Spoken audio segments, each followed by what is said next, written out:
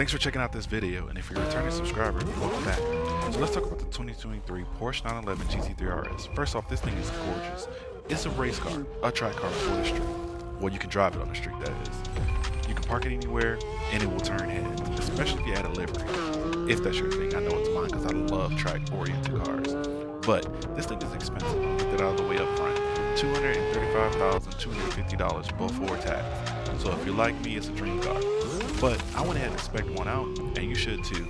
And if you can afford it, go ahead and pick one up in any color you like. I think you'll love it. Matter of fact, I know you'll love it. Before we go into buying these cars, or theoretically buying them, information is critical. So let's go over the specs from front to rear.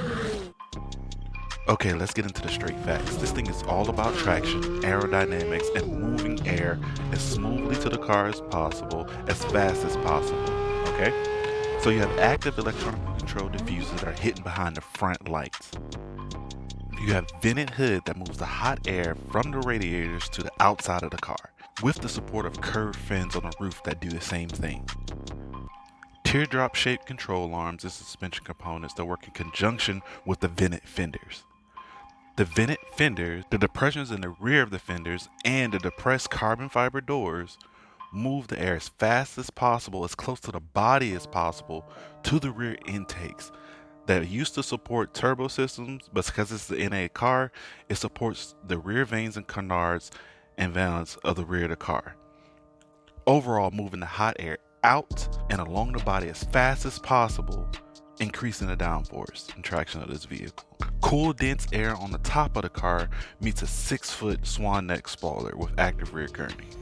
This is where DRS comes in, and I will explain what DRS is in a second.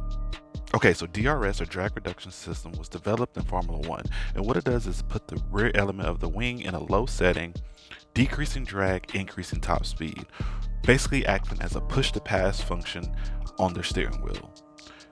Where the RS is concerned, it does the same thing.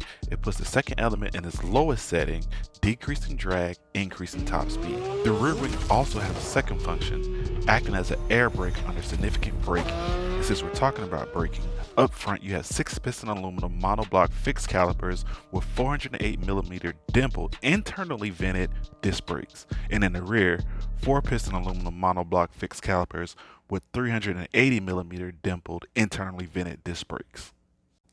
Since this car is all about aerodynamics, one way to help with that is weight savings. Lighter car, more aerodynamic.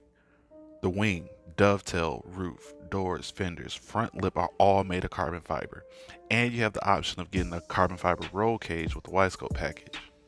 With the wind tunnel tested parts, body integrated aero pieces, and active aero components, you're putting out 902 pounds of downforce at 124 miles per hour and around 1900 at 177 miles per hour.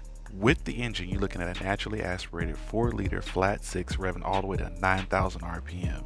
Your max power of 518 horsepower comes on at 8,500 RPM. 342 pound-feet of torque, max torque coming in at 6,300 RPM.